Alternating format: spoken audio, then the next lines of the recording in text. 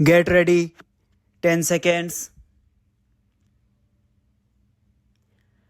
5 seconds. Start. The Planning Commission has repeatedly emphasized in its 6th plan report the importance of ensuring that the backward classes get adequate benefit from the general progress and that the special programs financed from plan provision should not be used as substitute for the measures necessary to enable these classes to get due advantage from the general progress. But no attempt is, however, made in the midterm appraisal to assess how far this recommendation of the Planning Commission was effectively implemented by the central and the state governments.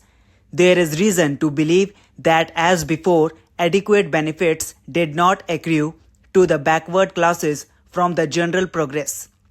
No doubt, some significant progress has been made in the field of education. But here too, shortfalls are very glaring. Our speed in the direction of illiteracy has not kept pace with the increase of our population, and today there are more illiterates in India than there were in 1951.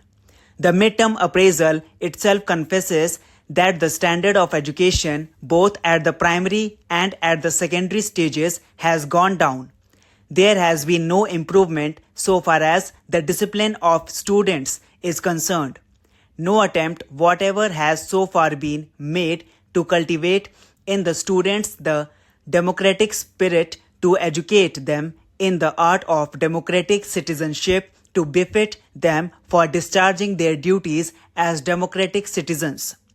Despite the recommendations of the Radhakrishnan University Education Commission and of the Mudaliar Secondary Education Commission, the social ideals of education are yet to be determined by this government, and attempts are yet to be made to reorientate our educational system on the basis of those social ideals.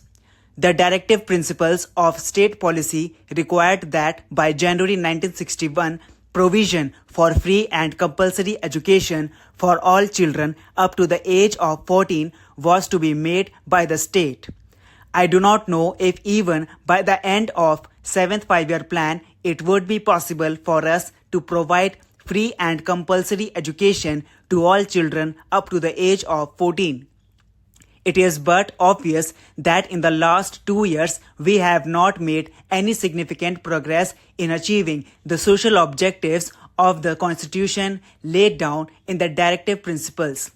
It might be maintained that I have enlarged the scope of the special objectives.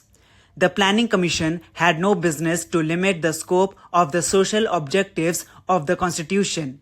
It has only to implement the directives for the state.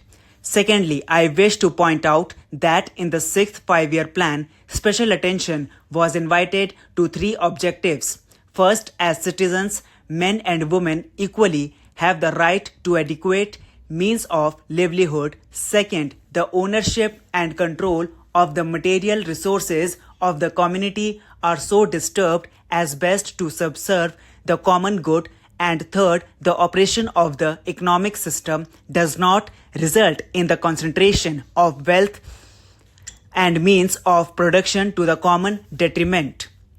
I beg to submit, Madam, that no progress whatever has been made even in regard to these 3 social objectives chosen by the Planning Commission for its special consideration in the 6th 5-year plan report.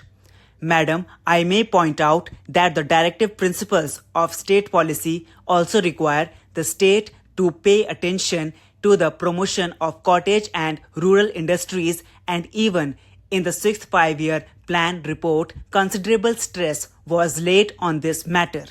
But have we really made any significant achievement even in the matter?